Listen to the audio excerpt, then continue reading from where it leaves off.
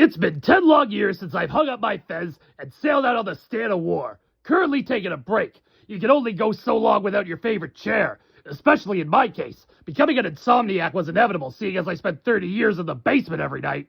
And I know I'm not the only one who knows the power that comes from cushion to butt contact. I also didn't want to miss Pacifica and Dipper's engagement party. I just love the fact that it's being held in McGucket Manor, just to rub it in the Northwest's face. But I'm getting a wax head of myself. I'm here because I asked my brother to set up this recorder for me so I could tell the fans of Gravity Falls something important. The other day I ran into this kid who had never heard of me or Gravity Falls, and all I could think to myself was, would it be wrong to punch a child?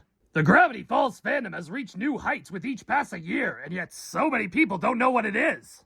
So, to do those knuckleheads a favor, we're sending out a trailer for the show that truly does it justice. Don't get me wrong, some of the trailers that fans have made are really good. My only critique is that they tend to give a little too much away.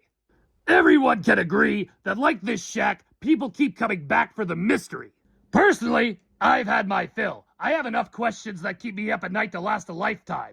Like, did I really mess up the prophecy circle, or was it never meant to happen? I asked Ford about it because I could have sworn, when I saw the bag of ice, it had to be related to the Dusk to Dawn convenience store. But that place closed down in the 90s. And ever since then, he's been obsessed with the theory of an anti-Gravity Falls timeline, prequel, or some other craziness. But hey, he's probably just low battery! For the love of... okay.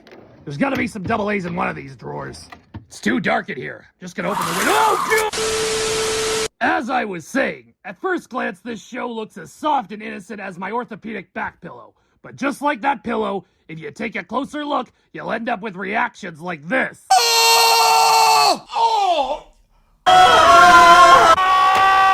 Oh no, oh no. That was horrible, and I hated that. And believe it or not, those are all reactions to Gravity Falls episodes. And people might think that's bad, but I say being loved by the youth is overrated. Being feared, now that's priceless.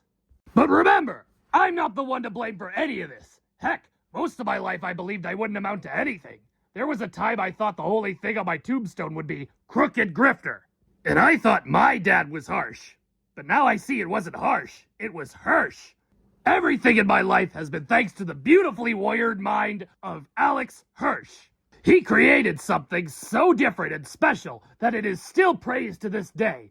Talk about influential. I mean, seriously, this guy got thousands of children interested in pursuing code cracking as a hobby. And that's the kind of magic you just don't find nowadays. And we here at the Mystery Shack feel it's time to give something back to the people who need it the most.